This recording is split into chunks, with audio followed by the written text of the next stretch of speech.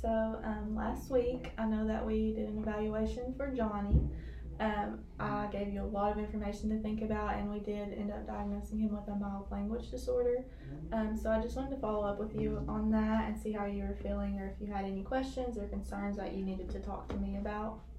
Yeah, I'm just after like researching that and like what it means to have a language disorder, I just am really concerned of like what this is going to mean for his future and how this might impact him, like once he gets into school and like later on in life.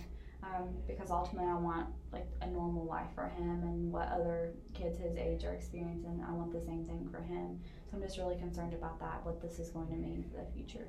Okay, yeah. So what I'm getting from you is that you're feeling very worried that this language disorder is going to impact his life in like a negative way. Can you tell me more about like the specific concerns that you're having? Yeah, so I guess with school, because he is going in to kindergarten, just the fact that he is going to have to like try to fit in with other kids in the classroom, and kids can be mean sometimes, so that worries me because I think kids won't understand what's going on with him. And there's a kid that I graduated with who had like an actual speech device, I think is what it was, and he was treated differently. He was teased and bullied in class, and I just don't want others to view him like in a bad way, and I want him to have friends within his classroom and to be able to participate in class like other kids his age would do. Yeah. So I understand your concerns, and I think we all know that school's kind of a rough place for kids who have disorders sometimes because of things like bullying and other deficits that they may be experiencing in the classroom. But I do think it's important for you to know that Johnny's language disorder is pretty mild compared to others who you may have seen in your high school or elementary school experiences. So I do want to let you know that he's not going to have like a device or anything like that. He's just going to need a lot more supports, and he's learning the same thing as his peers. He just does it at a different pace. So with that being said, I know you said you were concerned about him making relationships with his peers, right? Is that okay? Yeah. So I do know that a really good way to work on language is to like get their peers involved and to have them model things for Johnny.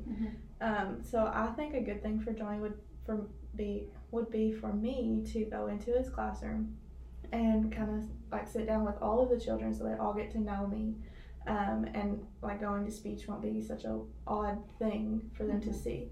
So going into the classroom, letting everyone see me, getting him that good peer model, I think those will be really good for him and help him to develop those relationships. Also, they'll kind of see the things that we're working on and see that it's similar to the things that they're working on in class.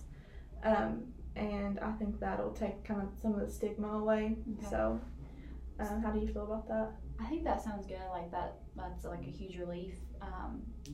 But with that, like when he goes to college, if he does go to college or like later on, will he have like that kind of support? Like someone like you that would come in and help him, like I don't know, in college classes or something out there that would be available for him when he's older. That's a very valid concern.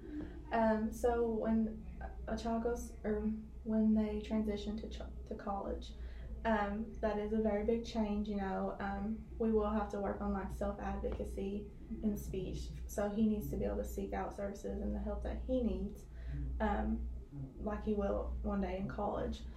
There are like disability services that he could seek out that will give him extra support he needs, like if he needs extra time on tests or a tutor or things like that. So there are services available in college.